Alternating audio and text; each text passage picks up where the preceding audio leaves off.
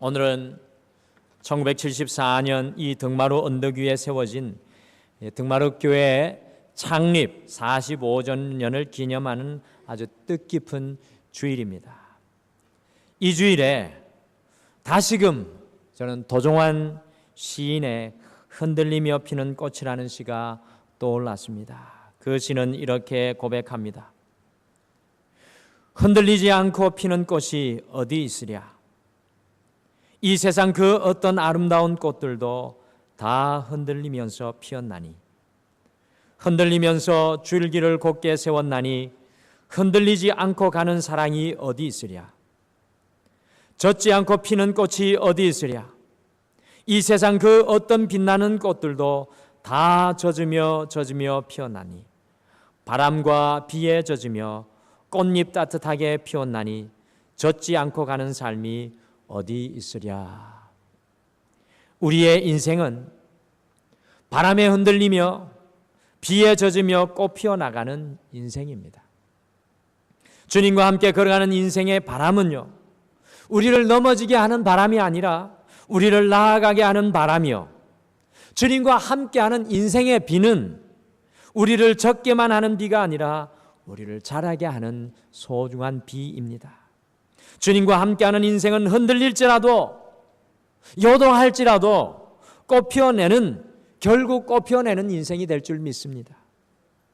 45년 전에 등마루 언덕에 세워진 이 교회가 지금까지 이렇게 든든히 세워질 수 있었던 것은 이 교회 구석구석마다, 또한 등마루의 붉은 벽돌 한 장 한 장 위에 뿌려준 눈물의 기도와 세월 가는 줄 모르고 교회와 함께 울고 울며 소망하며 45년 동안 등마루 교회 속에서 하나님과 동행하며 충성하신 성도님들이 계셨기에 가능한 줄 믿습니다. 저희 교회에서의 시간이 길든 짧든 여러분들 모두는 다 등마루의 영적인 벽돌인 줄 믿습니다. 바람에 흔들리지 않고 비에 젖지 않고 피는 꽃과 사랑이 없듯이 수많은 수고와 사랑과 희생이 때로는 흔들리며 때로는 비에 젖으며 이 등마루라는 아름다운 주님의 꽃을 우리가 오늘 피우게 한 줄 믿습니다. 주님과 같은 마음을 품고 주님의 손과 발이 되어서 이 등마루 교회를 지키시고 세우신 모든 성도님들 진심으로 축복하고 존경하고 사랑합니다. 이 시간은 우리 서로를 향하여서 수고하였다고, 잘하였다고 격려하면서, 그리고 여기까지 도우신 에벤에셀의 하나님께 감사의 박수를 힘차게 함께 올려드리겠습니다. 하나님 감사합니다. 우리 사랑하는 성도님들 감사합니다. 여러분들이 등마루의 영적인 벽돌이십니다. 연수에 상관없이 우리 모두가 교회입니다. 그리고 앞뒤 좌우 계신 분들과 하나님께서 여기까지 도우셨습니다 라는 인사를 함께 나누어 주시길 바랍니다. 하나님께서 여기까지 도우셨습니다. 하나님께서 여기까지 도우셨습니다. 아멘.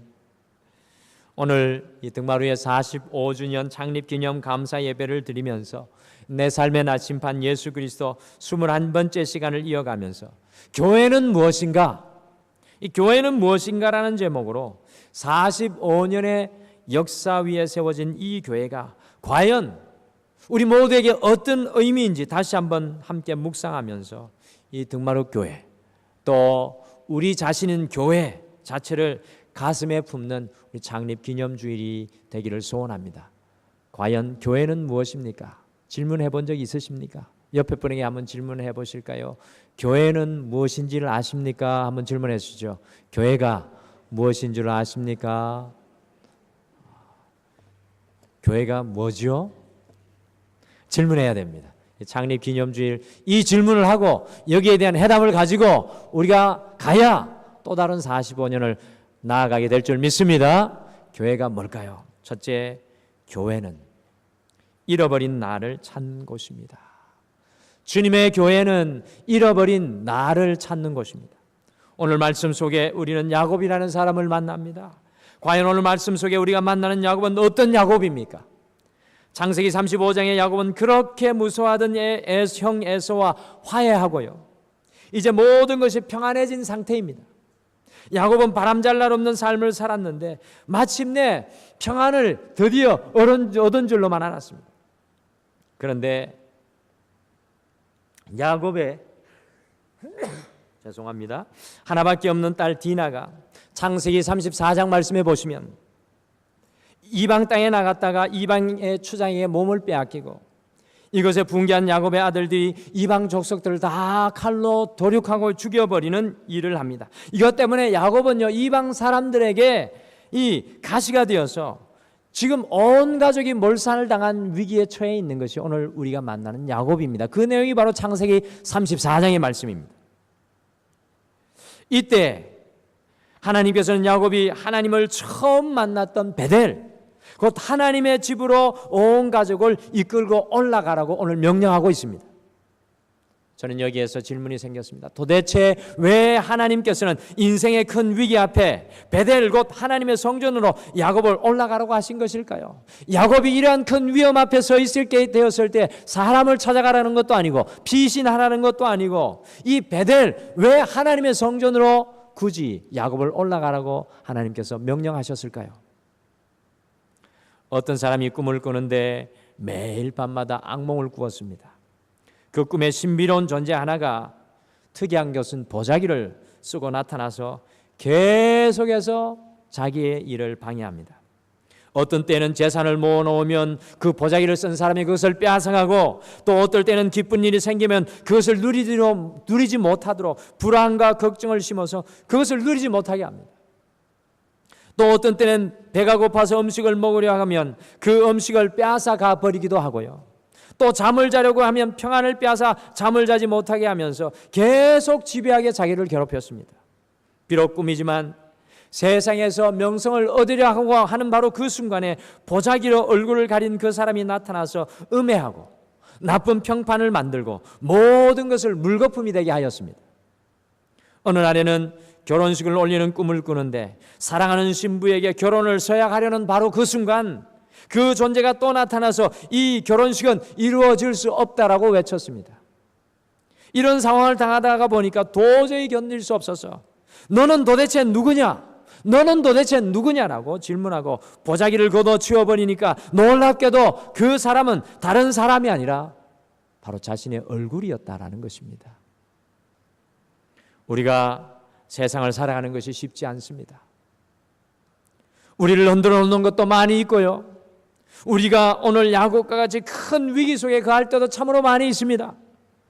그런데 결정적으로 중요한 것은 우리의 인생을 방해하고 우리가 위기 속에 거하는 길로 걸어가게 하는 원인은 외부에 있지 않고 그것은 바로 우리 자신이라는 것입니다.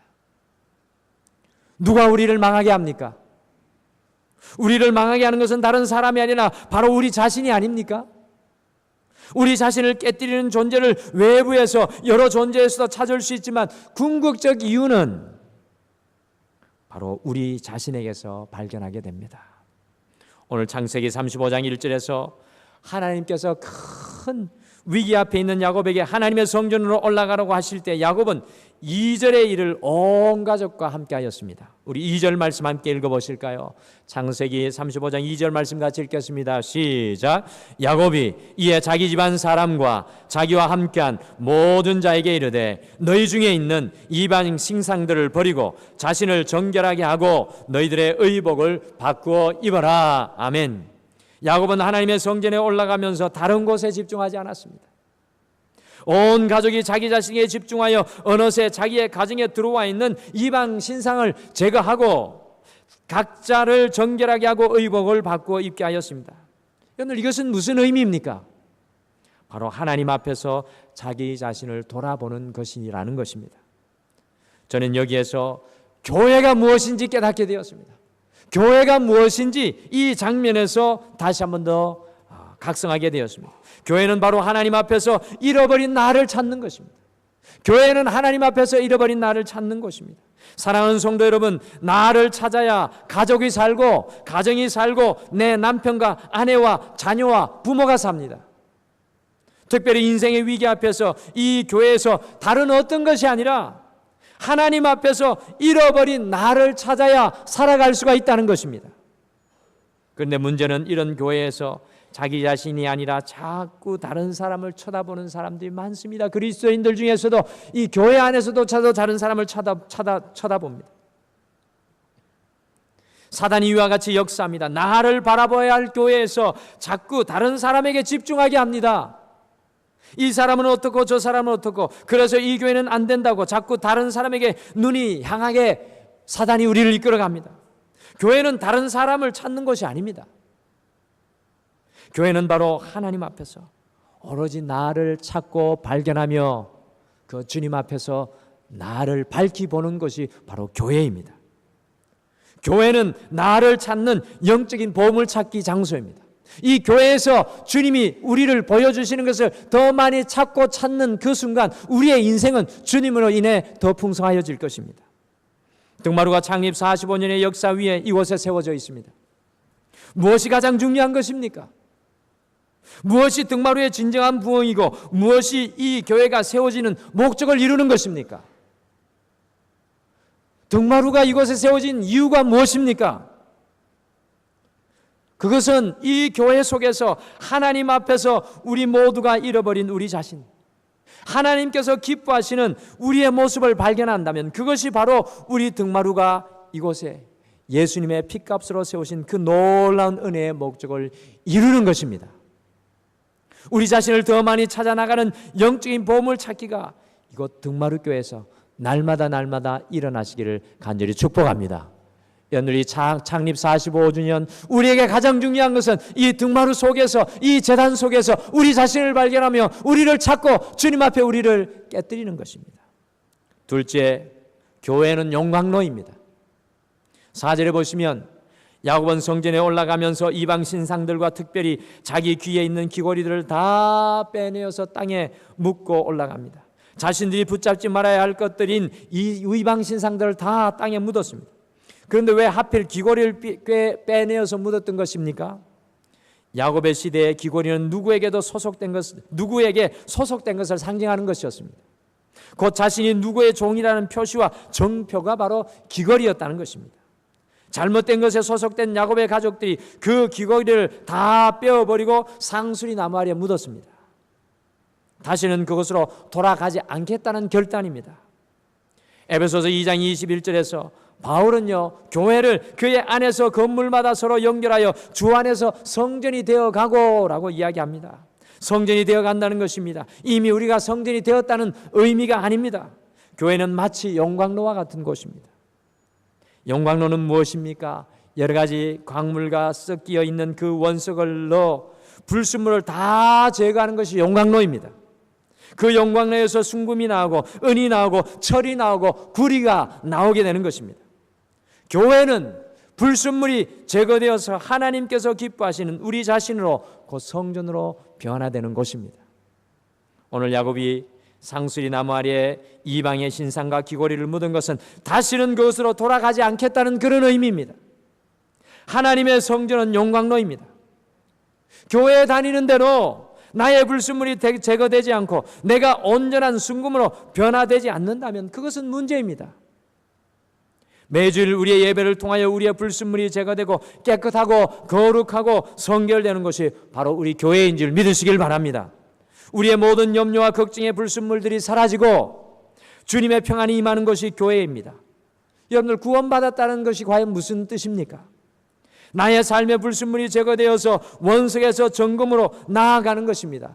100%의 순금은 아닐지라도 99.9%의 정금으로 변화되어 가는 것이 바로 교회입니다. 교회는 반드시 용광로의 역사가 일어나야 합니다. 예수 그리스도께서 나를 태우고 깨뜨리는 역사가 이곳에서 일어나야 합니다. 교회는 하나님께서 우리를 빚어나가시고 수선하시는 곳입니다. 지난 2주 동안요, 화장실 공사와 교회 강단에 스크린 설치를 하는 공사를 하였는데 교회 본당에 먼지가 잔뜩 쌓이고 정말 어수선했습니다. 그래서 지하에서 새벽 예배를 드렸습니다. 오래된 화장실이 완전히 뒤집혀서 지하도 엉망진창이었습니다. 그러나 이 공사 후에 교회가 더욱 아름다워질 것이라는 소망으로 2주를 우리 교역자들과 함께 보냈습니다. 여러분들 화장실에 가면 이제는 그 화장실에 좀 더 오래 머물러도 될 것 같은 느낌이 들 정도로 화장실이 깨끗하여졌습니다. 그리고 오늘 교회 본당에 역시 새로운 스크린이 여러분들 앞에 게시되어서 우리의 눈으로 더 밝게 하나님 앞에 말씀을 보고 예배하고 있습니다. 교회는요, 하나님께서 우리에게 영적인 공사를 시행하는 곳입니다. 그러니 교회는 완전하지 않습니다. 어떤 분들은 교회에 와보았더니 완전하지 않다고 불평하십니다. 교회가 어떻게 그럴 수 있냐고 놀랍니다. 여러분들 기억하십시오. 교회는 완전하지 않는 곳입니다. 교회는 하나님께서 공사하시는 장소인 줄 믿으시길 바랍니다. 누구를 공사하십니까? 나를 공사하시고 내 형제 자매를 새롭게 빚어가시고 만들어가시는 그러한 영광로입니다. 이런 존재들이 변해가고 성장하는 것이 바로 이 교회입니다. 이 등마루의 45년 역사 위에 어떤 일이 일어나야 하겠습니까? 저는 우리 교회 모든 성도님들이 순도가 날마다 높아지기를 간절히 축복합니다. 내 순도가 60%였다면 70%, 내 순도가 70%였다면 80%. 우리가 더욱더 정결해져서 하나님께서 두고 보기에도 아까운 주의 성도들이 우리 등마루에서 나오는 역사가 일어나기를 간절히 축복합니다. 우리 등마루의 45전 이 5주년의 역사 가운데 일어나야 되는 것은 바로 영광로의 역사입니다. 마지막으로 교회는 사랑의 운동장입니다. 어떤 목사님이 어린 소녀 아이를 만난 이후에 평생 잊을 수 없는 교훈을 얻게 된 이야기입니다. 어떤 목사님이 미국에 자신의 친한 친구 목사님 집에 갔다고 합니다. 딸아이가 인형을 많이 갖고 놀더랍니다. 그래서 그 목사님이 물었습니다. 수잔, 그 중에 내가 제일 좋아하고 사랑하는 인형은 어떤 거니? 라고 물으니까 그 아이가 대답했습니다. 여기에 없어요. 그때 목사님이 궁금증이 생겨서 그러면 그 인형은 어디에 있니? 라고 다시 물으니 내 방에 있어요 라고 대답했습니다. 목사님이 그 소녀에게 물었습니다. 그 인형 좀 내게 보여줄 수 있니? 라고 하자 아이가 안 돼요. 보여드리면 아저씨는 저를 비웃을지 몰라요 라고 대답했습니다. 그래서 목사님은 아니 절대로 그럴 일 없어 라고 아이에게 이야기하니 그 소녀가 저에게 약속해 줄 수 있어요 라고 하자 목사님이 고개를 끄덕였습니다. 이 소녀는 자기의 방에 가서 자기가 제일 사랑하는 인형을 가지고 나왔습니다. 그 인형의 옆구리가 터져 있었습니다. 머리가 벗겨져 있었습니다. 한쪽 다리가 일그러져 있었습니다. 정말 섬뜩한 모습의 인형이었습니다. 이상해서 다시 진지하게 목사님이 그 소녀에게 물었습니다. 수잔, 내가 알고 싶어서 그러는데 너 어찌해서 이 인형을 제일 사랑하니? 라고 물었더니 바로 그 순간에 이 목사님은 잊을 수 없는 이 소녀의 대답을 마음에 새기게 되었다고 합니다. 왜냐하면요, 아저씨, 이 인형은 제가 사랑하지 않으면 사랑할 사람이 아무도 없어요. 사랑하는 성도 여러분, 교회는 우리 예수님께서 십자가 위에서 우리를 사랑하시는 마지막 결과물로 세워진 것입니다. 이 세상에서 아무도 사랑할 수 없는 그 존재까지 사랑하기 위해서 예수님께서 갈보리 언덕 위에 자신의 모든 피를 쏟아 세우신 것이 바로 이 교회입니다. 교회는 우리의 권위가 나타나고 우리의 명예가 드러나고 우리의 좋은 모습이 드러나는 것이 아니라 이 교회는요, 다른 어떤 것보다도 예수 그리스도의 사랑이 넘쳐나야 합니다. 이 세상에는 우리가 사랑하지 않으면 사랑할 사람이 아무도 없는 사람이 너무나도 많이 있습니다. 우리 교회는 이런 모든 분들을 위한 사랑의 운동장이 되기를 간절히 축복합니다. 제가 가장 부러운 모습은, 어디를 가나 가장 부러운 모습은 식사를 할 때나 차를 타고 갈 때나 어떤 가정을 지나갈 때 가장 부러운 모습은 그 가정 속에서 행복한 웃음이 들리는 것입니다. 맛있는 음식을 먹어서 부러운 것이 아니라, 좋은 것을 타고 있어서 부러운 것이 아니라, 그곳에서 들려오는 웃음소리를 인하여 저는 그것을 부러워하게 되는 것을 보게 됩니다. 여러분들, 교회는 우리 주 예수 그리스도의 사랑만 존재하는 것이 되어야 될 줄 믿습니다. 우리가 서로의 눈물을 닦아주고 서로를 세워주며 서로를 안아주는 교회가 되기를 간절히 축복합니다. 45년 우리 등마루는 사랑의 운동장이 되었습니다. 그러나 지금 이전보다 더 큰 사랑으로 우리 등마루가 거듭나기를 간절히 축복합니다. 우리 이 지역 속에 우리 교회의 담을 넘어서 오로지 넘어가야 될 하나는 바로 우리의 사랑의 웃음소리인 줄 믿습니다. 사랑의 기쁨인 줄 믿습니다. 그것이 바로 전도요, 그것이 바로 복음이 될 것입니다. 그래서 이 모기동, 목삼동, 염창동, 이 등촌동에 우리의 사랑을 통하여서 예수 그리스도의 손과 발의 능력으로 우리 등마루가 사용되게 될 줄 믿습니다. 여러분들 잊지 마십시오. 교회는 사랑입니다.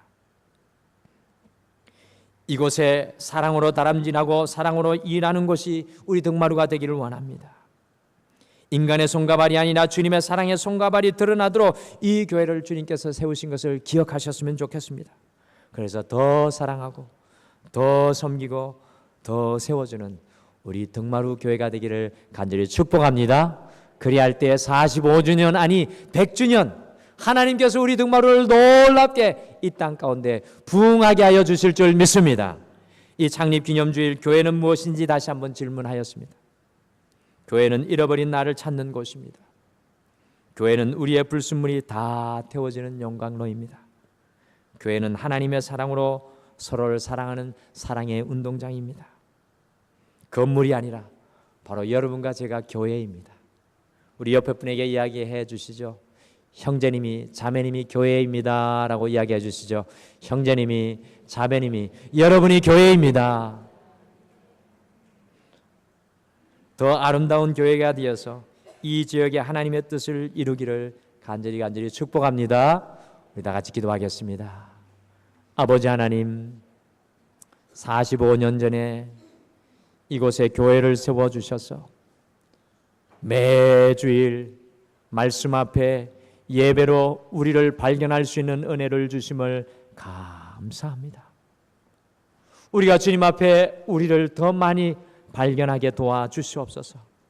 예수 그리스도의 말씀이 우리를 더 많이 깨우쳐 주시옵소서. 주님, 우리가 영광로에 들어가는 것을 두려워하지 않게 도와주시옵소서. 주님 앞에 철저히 깨어지는 교회의 역사가 일어나게 도와주시옵소서. 더 나아가 우리 등마루는 사랑이 꽃피는, 사랑이 충만하는, 사랑이 넘쳐나는 사랑의 운동장이 되어서 이 사랑이 이 교회의 담벼락을 넘어가고 이적을 흘러 적시고 넘쳐서 우리의 지식과 우리의 생각으로 이 세상을 바꾸는 것이 아니라 예수 그리스도의 사랑이 이 세상을 변화시키는 놀라운 능력의 역사를 이루는 교회가 되게 도와주시옵소서. 우리가 교회로 그와 같이 쓰임받기를 소원합니다. 감사드리며 예수님의 이름으로 기도드리옵나이다. 아멘. 우리 다 같이